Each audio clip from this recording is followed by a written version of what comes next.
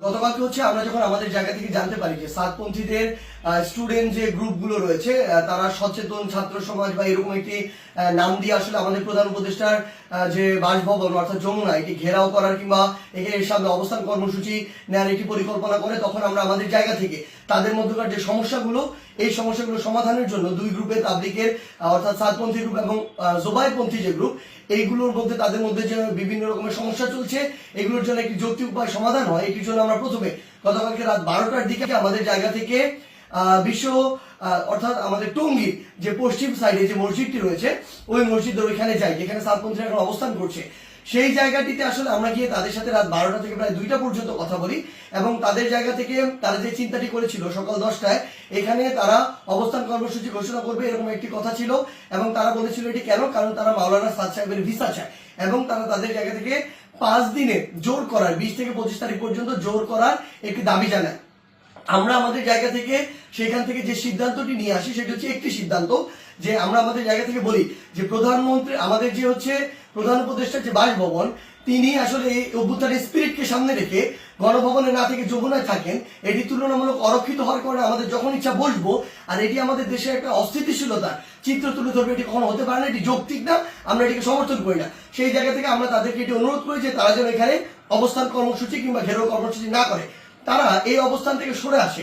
তারা তাদের জায়গা থেকে স্পষ্টভাবে দুইটি দাবি জানায়। এক নম্বর যে দাবিটি সেটি হচ্ছে যে তারা মাওলানা সাদ সাহেবের ভিসা নিশ্চিত চায়, দ্বিতীয়ত তারা 20 তারিখ থেকে 25 তারিখ 5 দিনের জোর করতে চায়। আমরা তাদের কাছে বলি যে 5 দিন করে যাবেন কিনা এই কমিটমেন্টটুকু যদি আপনাদের থাকে যে 25 তারিখ আপনাদের যখনই শেষ হয়ে যাবে তখন আপনারা চলে যাবেন, তাহলে আমরা আমাদের জায়গা থেকে এই দুইটি দাবি নিয়ে আরেকটি যে গ্রুপ রয়েছে যারা এখন কাকরাইল মসজিদে অবস্থান করছে জোবাইরপন্থী গ্রুপ এবং সেখানে হেফাজতের নেতৃবৃন্দ রয়েছেন তাদের সাথে আমরা গিয়ে কথা বলবো। তারা যখন এই কথাটি দেয় যে তারা এই কমিটমেন্টটি করছে 25 তারিখে তারা ছেড়ে দিবেন, আমরা সেখান থেকে রাত 2টার দিকে কাকরাইল মসজিদে আসি। সেখানে আমাদের জোবাইরপন্থীদের যারা মাওলানা রয়েছেন, যারা সিনিয়র নেতৃবৃন্দ রয়েছেন তারা ছিলেন, হেফাজতের যারা সিনিয়র নেতৃবৃন্দ মাওলানা মাদুনুল হক সাহেব, মাওলানা মাহফুজুল হক সাহেব তারা ছিলেন, সকলে ছিলেন।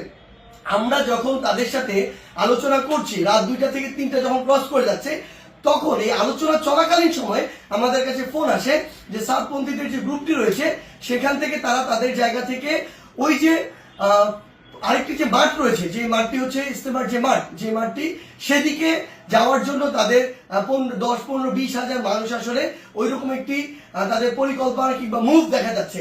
আমরা সাথে সাথে সাতপন্থীদের যে মাওলানা আব্দুল্লাহ সহ আরো 2 জনকে ফোন দিয়ে বলি যে আপনাদের সাথে এটি কথা হয়েছে যে আপনারা 10টা এখানে বসবেন না এবং আপনাদের 2টা দাবি নিয়ে আমরা আমাদের জায়গা থেকে এখনই আরেকটা গ্রুপের সাথে কথা বলবো, কালকের মধ্যে অর্থাৎ আজকেই আপনাদের 2 গ্রুপের বসার ব্যবস্থা করব, মাওলানা সাদ সাহেবের ভিসা বা এই সংক্রান্ত আলোচনা সেখানে হবে।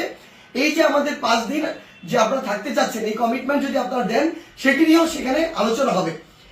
যখন আমরা জানতে পারি তাদের দিকে মুভ করছে আমরা তাদেরকে স্পষ্ট করে বলি আপনারা যদি সেদিকে মুভ করেন আমাদের আলোচনা চলাকালীন তাহলে আপনারা আমাদের আলোচনাকে অসম্মানিত করছেন এবং আমাদের প্রতি যে শ্রদ্ধাটুকু রাখা উচিত আপনাদের সেটুকু আপনারা রাখছেন না। সেটি যদি করেন তাহলে আপনাদের পক্ষে আমাদের অবস্থান থাকবে না, একদম ক্লিয়ার বলে দিই। এবং আমাদের জায়গা থেকে এরকম কোনো মেসেজই ছিল না যে আপনারা ওইখানে চলে যান 5 দিনের জন্য অবস্থান নেন। এটা কোনোদিন আমরা একটা প্রতিনিধি দল কখনো বলতে পারি না। এটা পুরো একটি সরকারের বিষয়, মন্ত্রণালয় বা উপদেষ্টাদের বিষয় এবং প্রশাসনের সামগ্রিক একটি ডিসিশন। ইভেন গাজীপুর মেট্রোপলিটন পুলিশের ডিসিশন দেওয়ার কেউ না। সেই জায়গা থেকে তারা এইসব কোনো কিছু তোয়াক্কা না করে যেটা হলো যে সেখানে এই দখলের বিষয়টিতে সেদিকে চলে যাওয়া হলো এবং ফাইনালি এখানে একটি সংঘর্ষ ঘটলো, যেই সংঘর্ষে 3 থেকে 4টি প্রাণ আমরা হারিয়েছি। আসলে সবচেয়ে গুরুত্বপূর্ণ কথা গতকালকে আমরা তাদেরকে বলেছি যে তাবলিগের আসলে আপনারা যেই কাজগুলো করছেন এগুলো তাবলিগের স্পিরিটের সাথেও যায় না, এগুলো ইসলামের মুসলিমের স্পিরিটের সাথেও যায় না, কোনো কিছুর সাথে যায় না। এখানে আপনাদের ব্যক্তিগত গোষ্ঠীগত কোনো জিনিসের মানে বহিঃপ্রকাশ আপনারা এখানে ঘটাচ্ছেন, ক্ষোভের হোক দ্বন্দ্বের হোক এই বহিঃপ্রকাশগুলো ঘটাচ্ছেন। এবং সবচেয়ে গুরুত্বপূর্ণ বিষয় হচ্ছে যে এই জিনিসটি হয়েছে এখানে এটা সম্পূর্ণ অনাকাঙ্ক্ষিত এবং আমাদের মতের বাইরে গিয়ে এই বিষয়টি আসলে গতকালকে সেখানে হয়েছে এবং আমাদের আলোচনাকে শ্রদ্ধা বা সম্মানটুকু জানানো হয়নি এবং আরেক পক্ষের সাথে আলোচনা চলাকালীন সেখানে এরকম আক্রমণ এবং রক্তাক্তর ঘটনা ঘটেছে। সেই জায়গা থেকে আমরা শুধু আমাদের জায়গা থেকে একটি জিনিসই বলি, আজকে এখন 7 গ্রুপ সেখানে অবস্থান নিয়েছেন।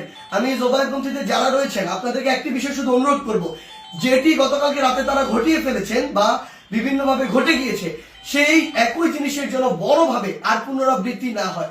কাউকে না কাউকে আসলে এই পরিচয়টুকু দিতে হবে যে আপনি যে তাবলীগ দ্বীনের প্রচার ইসলামকে ধারণ করেন, এবং এটার জন্য আমাদের এই রক্তারক্তিটি এড়াতে হবে। আমরা যেন এই মনে না করি যে এখানে জীবন দিয়ে দিব আর শহীদ হয়ে আমি জান্নাতে চলে যাব। আমরা আমাদের ক্ষুদ্র জ্ঞান থেকে মনে করি এটা শহীদ হয়ে জান্নাতে যাওয়ার কোনো জায়গা হতে পারে না, এটা কোনো উপায় হতে পারে না, বরং এটা তাবলীগের মধ্যে, ইসলামের মধ্যে, মুসলিমের মধ্যে, দেশের মধ্যে একটি বিশৃঙ্খলা সৃষ্টি করা হচ্ছে। আমরা প্রশাসনকে উদাত্ত আহ্বান জানানোর জায়গা থেকে গতকালকে যারা এটার সাথে সংশ্লিষ্ট ছিল, জড়িত ছিল, তাদের দৃষ্টান্তমূলক শাস্তি দিতে হবে। তারা যদি ইভেন কোন একটি গ্রুপের সর্বোচ্চ নেতা হয়, তার বিরুদ্ধেও যথাযথ ব্যবস্থা নিতে হবে, আইনের আওতায় নিয়ে আসতে হবে। আদারওয়াইজ এই জিনিসটিকে যেভাবে চিত্রায়িত করা হচ্ছে সেটি কোনোদিন তাবলীগ হোক, মুসলিম হোক, ইসলাম হোক, কোনো কিছুর স্পিরিটের সাথে যায় না।